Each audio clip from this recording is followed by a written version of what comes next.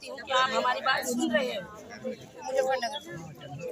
और मैं एक सहायक रसोइया हूँ और जिला बिजनौर से हूँ।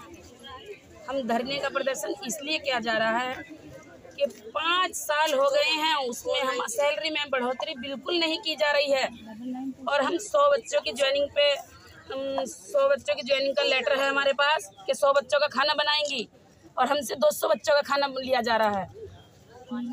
5,000 रुपये में, 5,000 रुपये में, सिर्फ 5,000 रुपये में 24 घंटे की ड्यूटी ली जा रही है। आरएल मांगी जाती है तो बोलते हैं कि ये बताइए, आप तो शादी में चली जाओगी, आप तो किसी की मैयत में चली जाओगी, खाना कौन बनाएगा। एक तो पहले से ऑलरेडी छुट्टी पर चल रही हैं, और 5,000 रुपये में जब अब रसोइये रखी गई हैं तो 3 साल पहले क्यों नहीं रखी गई। जब इंटर तक का खाना बनवाया जा रहा है हमसे, उसकी 1.5 साल की 2 साल की सैलरी क्यों नहीं दी गई। अब कहाँ से आ रही है वो सैलरी। सरकार इस चीज को क्यों नहीं देख रही है, क्यों शोषण कर रही है, क्या वजह है। जो महिलाओं का शोषण, इतना अत्याचार किया जा रहा है उन पे, और रात के 10 बजे क्या मतलब है चेकिंग का, सेल्फी का, रात को भी सेल्फी, सुबह में सेल्फी। 5,000 रुपए में 15,000 का 20,000 का मोबाइल कहाँ से लाएं। फेस कैप्चर और पल के झपका कर एंट्री करें, और जाती नहीं है कई बार, और कितनी बार अटेंडेंस जाती नहीं है। ऐप बंद कर देते हैं कि बंद कर दिया ऐप, 8 दिन के लिए बंद है। अरे खराब हो गया था, ठीक है सैलरी काट दी जाए। कोई ये नहीं कहता कि हमारी तरफ से गलती हुई है। सैलरी रसोइयों की काट दी जाए, चौकीदार चपरासियों की काट दी जाए, 5,000 की काट दी जाए, 5,000 भी काटे जाते हैं। 5,000 में सैलरी काटी जाएगी तो बच्चों को क्या खिलाएंगे। आप सबको पता है। हमें एक बात बताइए, 5,000 सैलरी है हम लोगों की, 3 बच्चे हैं हमारे पास, और मेरे 3 बच्चे हैं, 5,000 सैलरी है, वो पढ़ाई भी कर रहे हैं। अभी बताओ हम बच्चों की पढ़ाई में लगाए वो 5,000 रुपए, या फिर हम घर के खर्चे में लगाए, ये बताइए। कराई गई थी तो आपको बताया गया होगा ना। बताया गया था सर, लेकिन अब 100 बच्चों पे बताया हमको कि हमें 100 बच्चों पे हमें खाना बनाना है। 200 बच्चों का हम खाना बना, तो बताओ सर हमारे साथ अन्याय नहीं हो रहा। सर बढ़ने के लिए कहा था ना कि बढ़ते रहेंगे, शिकायत करते हैं सर, हमारी शिकायत सुन कौन रहा है बताओ।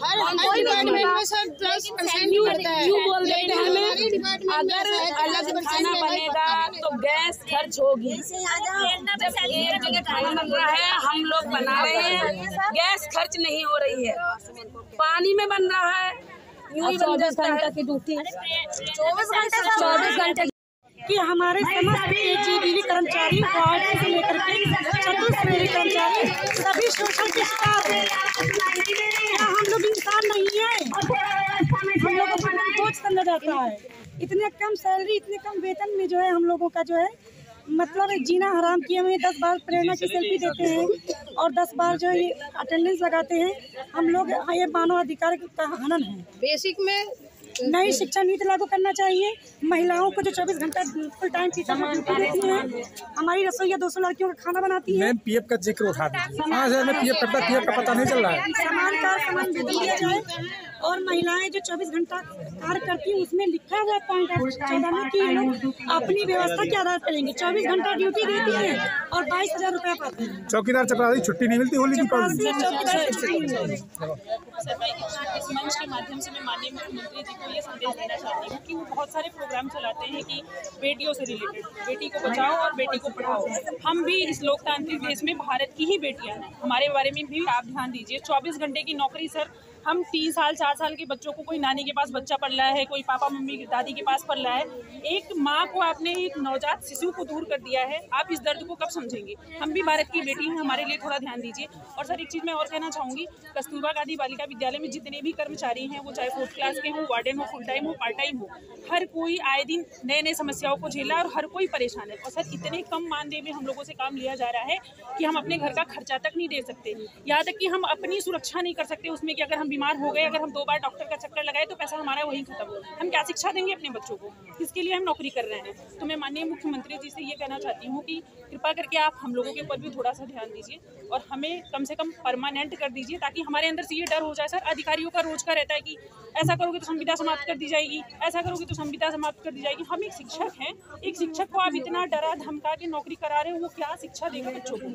तो सर, मैं मुख्यमंत्री जी से यही कहना चाहूँगी कि थोड़ा हम लोगों के ऊपर भी ध्यान दें, हमें परमानेंट करें, सिर्फ 24 घंटे से मुक्ति दें, ताकि हम भी अपने घर परिवार में अपने बच्चों के साथ रह सकें। तब हमें ये थोड़ी ना बताएगा कि सेल्फी पोर्टल पे दोगे या RLCL नहीं दी जाएंगी। नीति कहाँ से आई है कि उसको उसके परिवार से दूर रखा जा रहा है, हमें ये बताया जाए। और उसके बाद सरकार ये बताए कि 5,000 रुपए में वो अपने 2 बच्चों के लिए फीस दे देगी, कि अपने माँ बाप की दवाई करा लेगी, कि अपना कपड़ा पहन लेगी, कि अपने घर परिवार चला लेगा। सरकार ये फार्मूला बता दे कि 5,000 रुपए में आपको ऐसे करना है, हम मान लेंगे। और उसके बाद ये कौन सी संस्था या कोई भी कोई भी संस्था हो, उसमें 24 घंटे आदमी की सेवा लेने का कहाँ का नियम है, ये भी बता दिया जाए। रही बात, लोग पूछते हैं कि आपने अभी पूछा कि पहले जब ज्वाइनिंग हुई है तो आपको 5,000 रुपए बताया हो दिया होगा। हमारी ज्वाइनिंग 2011 में हुई है, तब किराया 5 रुपए था, आज 35 रुपए। तब किराया पेट्रोल 70 रुपए था, आज 100 रुपए है। तब किराया मकान का 40 यानी 500 रुपए, तो आज 5,000 रुपए है। आप लोगों से के माध्यम से मैं सरकार से ये पूछना चाहता हूँ कि वो हमको बताए कि जैसे रसोइया हैं, बच्चों को बना के लेटी अपना आराम कर रही, तब तक अधिकारी टीम आ गई, चलो फिर चाय बनाओ। उनको चाय के लिए अलग से दिया जा रहा है, उनको खाना बच्चों के लिए दिया जा रहा है या कि अधिकारियों के लिए दिया जा रहा है? दूसरी बात, thank you sir, thank you.